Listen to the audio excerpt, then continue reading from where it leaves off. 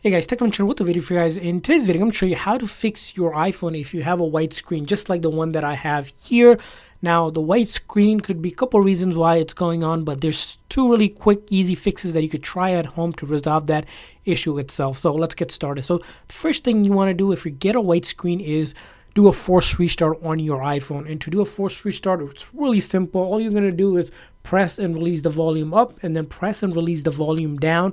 And after you do that sequence, you're going to hold the side button on the right hand side of your iPhone until the screen goes completely black, and then the Apple logo reappears, and then you'll let go of that button. So it's really simple. Volume up, volume down, one after another, and then I hold the side button. Now you might see a screen where it says slide to power off. We're not going to do anything. I'm simply just holding the side button here just like that until the screen goes completely black.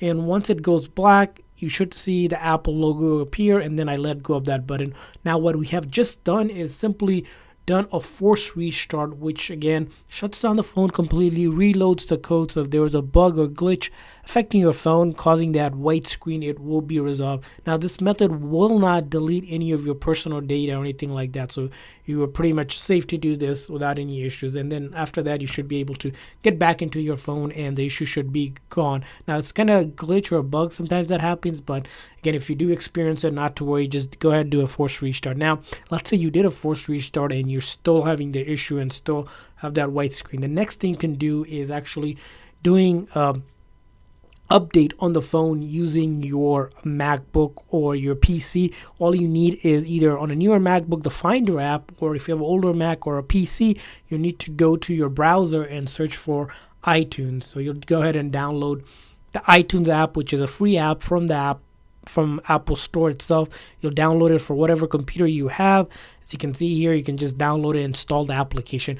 Once you install the application, simply go ahead and connect it to your iPhone. So you're going to want to connect your computer to your iPhone with the cable for your charging cable here. I have the USB-C cable.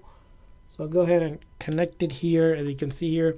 Then you'll put the phone in to trust, right? Once you trust, if you can, of course, you might be saying, all right, I can't click on trust because it's a white screen. What you can do is simply follow the same sequence where you press volume up, volume down, and then hold the side button just like that. Again, same exact sequence. I'm just holding the side button after I press the volume up and down, and it will shut down the phone again. And then this time when it does go ahead and boot up, as you can see here, it's booting up. I'm still holding the side button, so you want to keep on holding that side button.